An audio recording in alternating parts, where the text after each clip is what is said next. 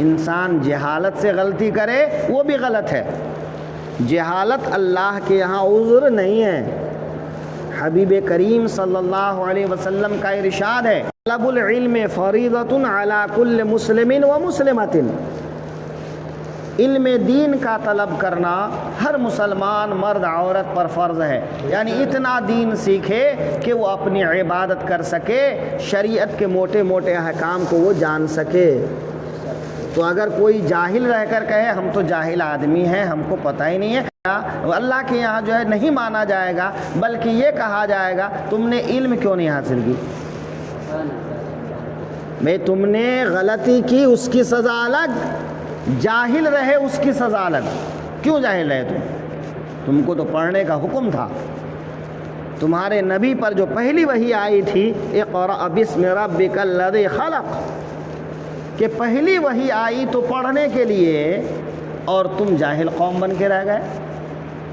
تو اس قوم پر تو کتنا بھی ماتم کیا جائے کم ہے کہ دنیا کی ساری پچھڑی قوم سے بھی پچھڑی قوم آج کون ہے؟ مسلمان ہے۔ مسلمان پڑھنا ہی نہیں چاہتا ہے، اور کہتا ہے کہ ہم کو صاحب نظر انداز کیا جاتا ہے، ہم کو عزت نہیں ملتی ہے۔ جب تم پڑھو گے نہیں تو تم کو عزت کہاں سے ملے گی؟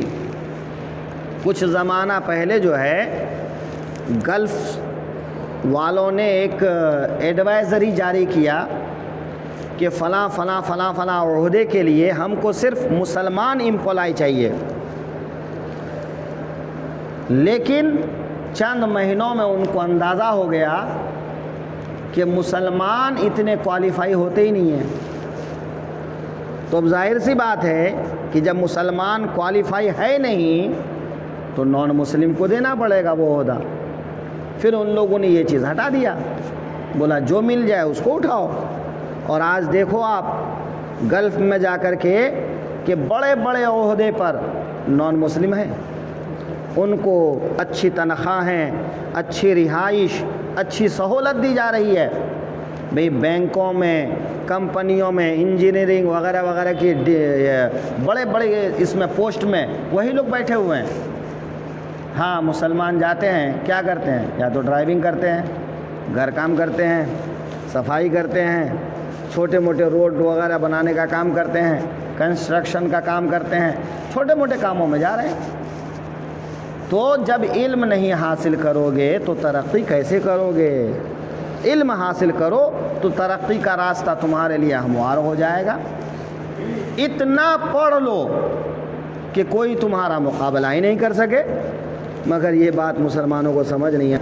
محنت کرنا نہیں چاہتا، نوکری بڑی مانگتا ہے،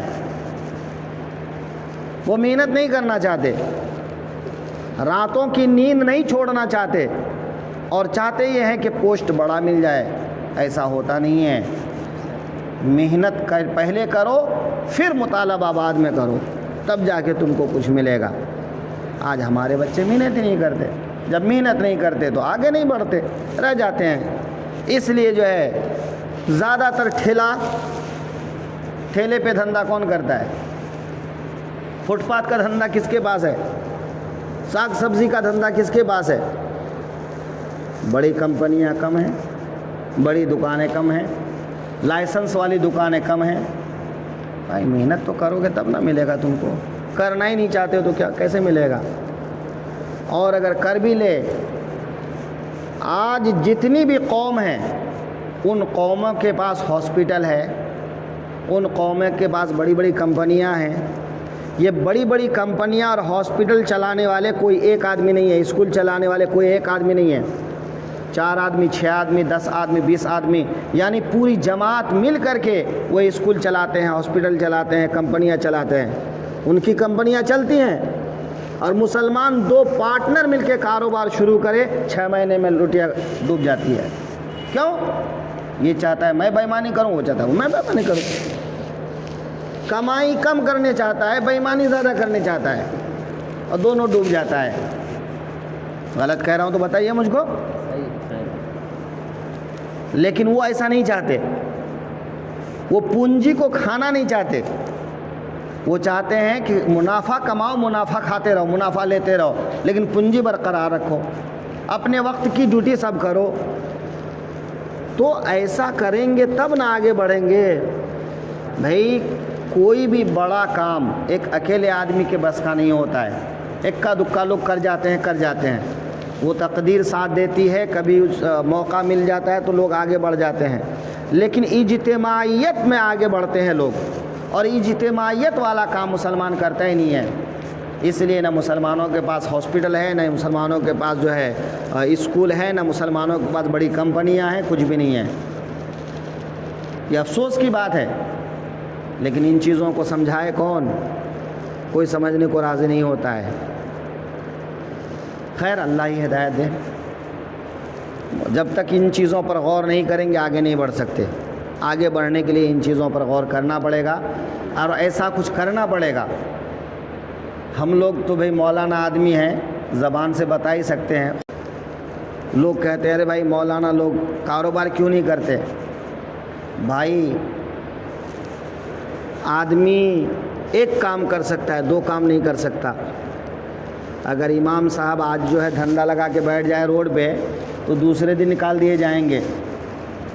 ایک تو ذہن یہ بنا ہے, اور دوسرا جس چیز کا آدمی کو تجربہ نہیں وہ کیا کرے گا؟ زندگی پڑھنے پڑھانے میں لگا دیا, آج جو ہے کاروبار کہاں سے کرے گا, دھندا کہاں سے کرے گا؟ تو تجربہ ضروری ہے. تو جس کو جس چیز کا علم ہے وہ اس چیز میں جائے, وہ اس چیز کو کرے تو زیادہ مناسب ہے. میں آپ کے سامنے جو 2 خربوزہ رکھتا ہوں اور کہتا ہوں کہ ایک ہاتھ سے دونوں خربوزہ اٹھا کے لے کے جاؤ, فری میں لے کے جاؤ. بھئی ایک ہاتھ میں 2 خربوزہ اٹھا کے لے کے جاؤ فری میں, لے جا پاؤ گے؟ نہیں لے جا پاؤ گے نا. کیوں کہ 2 خربوزہ ایک ہاتھ میں آئے گا ہی نہیں. تو ایک امام 2 کام کر ہی نہیں سکتا ہے. یا تو وہ دین کی تبلیغ کرے گا یا پھر کاروبار کرے گا. ایک کو چھوڑنا پڑے گا, اور جب ایک کو چھوڑے گا تو بھی اس کا بھی پیٹ ہے نا. جب اس نے کاروبار چھوڑ دیا ہے, دین کی خدمت کرنے لگا ہے, ان کی دنیا داری کا خیال کون رکھے گا؟ پبلک کی ذمہ داری ہے, عوام کی ذمہ داری ہے, کاروباریوں کی ذمہ داری ہے. تو رشتہ محبت کچھ یوں نبھے گا, کچھ تم آگے بڑھو, کچھ ہم آگے بڑھیں. لوگ کہتے ہیں مولانا لوگ کام ہی نہیں کرتے, کہاں سے کام کریں گے؟ کام کرنے کے لیے سب کو ساتھ چلنا ہوگا, اور ساتھ چلنا نہیں چاہتے, اور جب تک ساتھ چلیں گے نہیں کام ہوگا نہیں.